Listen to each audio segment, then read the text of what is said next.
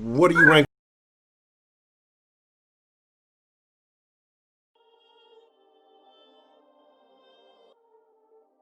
What's up, Sauce Nation? It is your boy Hector Flores, and obviously, if you judge by the thumbnail, this is a Dynamo video. So we'll be talking about the MLS continuation for the 2020 MLS season. I'm just gonna go ahead and break it down to y'all how it's going to work, and also bring up the MLS's back tournament, which obviously you guys know that the Dynamo did very poor on, but we'll talk about that briefly. But yeah, so this video is going to be talking about their continuation, which they'll be starting in August 21st. So gotta knock it out before, so you guys can know my expectations for the continuation of the MLS season.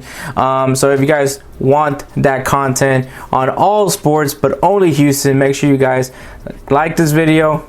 Make sure you guys comment, tell me what you guys think. But of course, subscribe to Sauce Sports and click on that notification bell so you'll be notified when we drop videos just like this. And of course, when we do our live streams all throughout the week, Monday through Friday, around 6 p.m. Central Time. For those, if they have realized by now, Sauce Sports is now going to be all sports. It's no longer going to be two separate channels. It's just going to be one whole thing. So there's that. Also, if you guys want a little bit more deeper conversation, get to talk to guys like me or Ed Honcho or Tinny or Wink, make sure you guys join that Patreon. Sign for that $5 tier and it'll put you on the Discord where we'll talk to us and other Discord members, and you get some extra flavor. And obviously you can also join here through YouTube, where you guys can get the custom emojis and certain perks as well. So without further ado, let's get going with this video. So before I get with the MLS season, I'll just go ahead and do like a quick brief of what happened with the MLS's back tournament. Obviously, the Dynamo did not make it past the group stages. They did finish in third place, but weren't one of the better third place teams to advance to the knockout round, and obviously got eliminated, only having 2 draws and a loss. It was just honestly just a very poor performance, and ironically enough of all this thing, Tab Ramos is still yet to have won a game as the new manager of the Houston Dynamo. Do I think he's a poor choice? No, because he's my top choice. I know this is kind of more of a long haul than it is a short-term success kind of thing, so I'm okay with it. Hopefully they can start winning some games. They've added some new players, so maybe that can change some things, even though a lot of people are very 50-50 right now, especially because the fact is that they're signing younger players. So guys with not much experience is kind of what the theme is right now, and so some people may not be all about that stuff, but in my opinion, I think this is the right move to go. But yeah, so the Dynamo basically only collected 2 points from the group stages, and as you know, you accumulate the points from the MLS's back and whatever you had from before the season was suspended, and that gives the Dynamo a total of 3 points to work with as they go into this phase of the MLS continuation. So let's go ahead and break down the MLS's season. All right, so for the return of the MLS season, they've basically set a revised schedule, which each team will play. Each team is going to play an additional 18 regular season games, in phases. So the first phase will consist of most teams playing teams in their region. I don't know if that means like geographically, or they're just talking about teams from like the Western Conference teams play against Western Conference teams and Eastern Conference teams play against Eastern Conference teams. That could be the approach. So the only teams that will not be playing, will be playing more than 6 games, will be FC Dallas and Nashville SC, because of the fact that they had to bow out from the tournament due to COVID-19 issues. So they will have to play 3 additional games against each other, basically to catch up with the rest of the teams that have participated in the MLS's back tournament. And so they're gonna and then obviously they're also gonna have to figure something out with the travel restrictions for Canada. So we'll see what happens there. And the regular season is set to be finished by November 8th. Basically that's going to be the last game of the regular season. I believe the final will be December 12th, which is kind of funny because that's my birthday. So the Dynamo are basically going to be playing 6 games. I believe 2 of them is against FC Dallas. I think another 2 against Sporting KC. Which is great for me because I think that they're both, to me, they're rival teams to the Dynamo. And then I believe Minnesota and Colorado are the other 2 teams that the Dynamo will be facing as far as their first phase will go. So it'll be interesting to see. I think it'll be interesting to see with FC Dallas. Obviously, you got to have the Texas Derby in there. it's each its own. Hopefully, the advantage could be for the Dynamo, because I mean, FC Dallas is going to have to play 2 games, but then you can also do the whole rust versus rest thing, like what's better. And to be honest, kind of up in the air at this point, but maybe it could be an advantage, maybe it cannot be, as far as that goes. Now, for the MLS Cup Playoffs, it's going to be 18 teams will be qualifying for the playoffs. As far as how the table structure is going to be, I'm not entirely sure. I'm not sure if it's going to be just overall or just like that. But the playoffs will be set to begin November 20th, and like I said, the final will be December 12th. Also my birthday. But yeah, it's going to be really interesting. You can basically watch all these games on ESPN, Fox Sports, Univision, obviously through regional broadcasts as well. So it's going to be, and of course, out of market games you can watch on ESPN Plus. So I mean, if you're getting into the MLS, there's that where you can watch. It's going to be really interesting to see how this tournament is approached, but we'll definitely see how the first phase looks. And let's go ahead and send you guys to my expectations. So my expectations for the Dynamo are honestly just go out there and compete. I'm not trying to set my expectations really high, and I mean, but in the phase 1 matches, it's not necessarily a real difficult one. So obviously you're playing FC Dallas twice, which you can make an argument that the fact that they haven't played any actual games could slow them down, but obviously they'll be playing 2 games against Nashville SC before they face the Dynamo. So it could be one of those things, rust versus rest kind of thing, because the Dynamo have basically been on break since they've been eliminated from the group stages.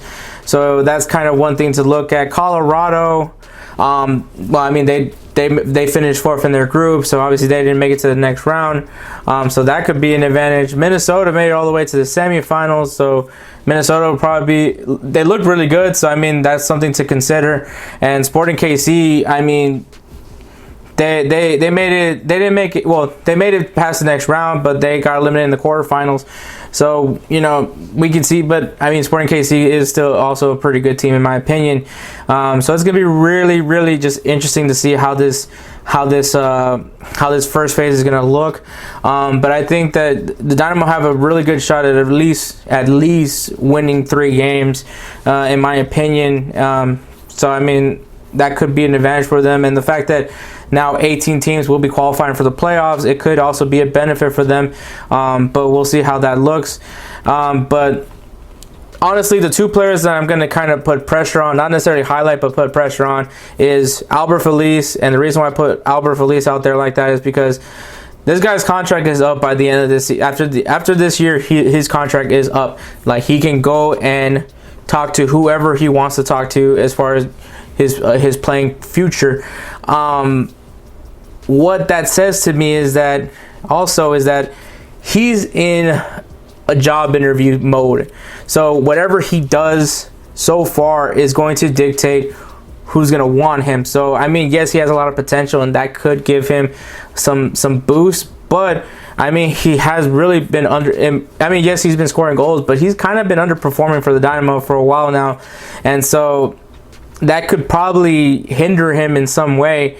So it's really going to be up to Albert Feliz and seeing what what kind of player he's going to choose to be. Does he want to get with a first-tier team in Europe? And I mean, when I say first-tier team, I mean playing in the first division, playing against those power clubs. Obviously, I think he would want to play in the EPL or play in La Liga or Bundesliga or Ligue 1, somewhere that's going to give him a chance to play for a Champions League. Because obviously he doesn't want to play like in the 2nd division or the 3rd division of any other country. He wants to be playing in the 1st division. So it's going to be really up to him what's going to happen. So if he underperforms, well, I think he's going to have to accept the deal that the Dynamo gave him if the Dynamo don't choose to decide to make changes after that offer. So that's going to be a possibility. And then the other player I'm going to add is Tomas Martinez, man. The guy has really underperformed since he's got here. He's never really looked comfortable. One of the things that I said was maybe you should try to build a team around him, but I don't think that's the case. And I mean, you know, he's supposed to be your number 10. He's supposed to be your reliable player and all these things, but he just hasn't been able to do it. And funny enough is the Dynamo already kind of do have a number 10 in place, and that is Memo Rodriguez.